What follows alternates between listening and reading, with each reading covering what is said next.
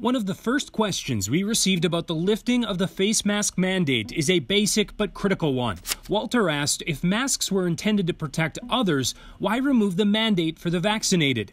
According to the CDC and Dr. William Maurice, president of Mayo Clinic Labs, that's because vaccinated individuals aren't just protecting themselves from severe illness, but mounting evidence shows they are also protecting others. We know that from a study done at Mayo Clinic that they're much less likely to spread the virus than someone who's unvaccinated. And that's true when the virus is really, being spread in our communities. And now as it's going down, the chance that someone that would be vaccinated would be exposed and then spread it gets really even lower.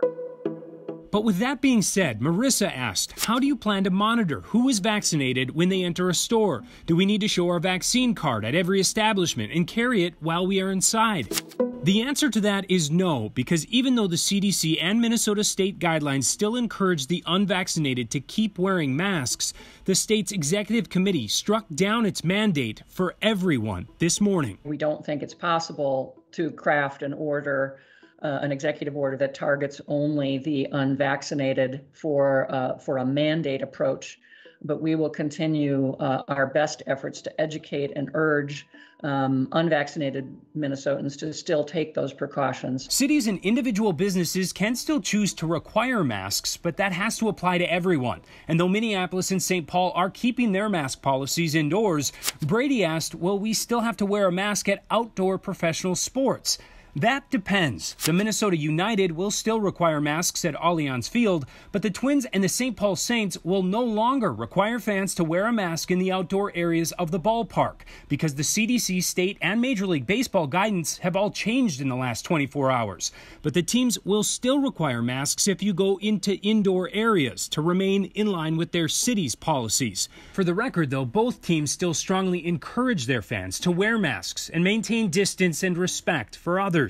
Which brings us to this. We all need to be responsible. I mean, if you're a vaccinated individual and you feel like you might have some symptoms, wear a mask even though you're vaccinated.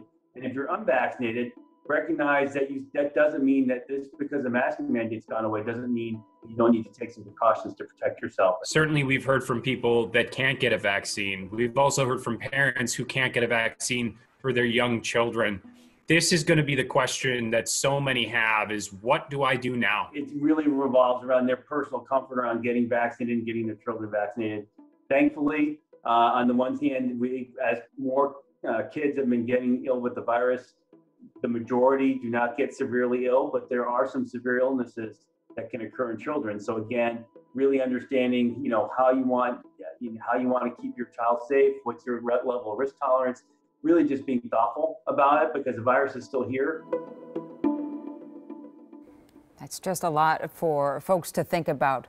So for those who can't get vaccinated and are concerned still about COVID, Dr. Maurice, that last gentleman you saw, said N95 masks do offer that higher level of protection. You heard a lot about those early on in the pandemic, and they do really well if you need to go into places where masks might not be worn.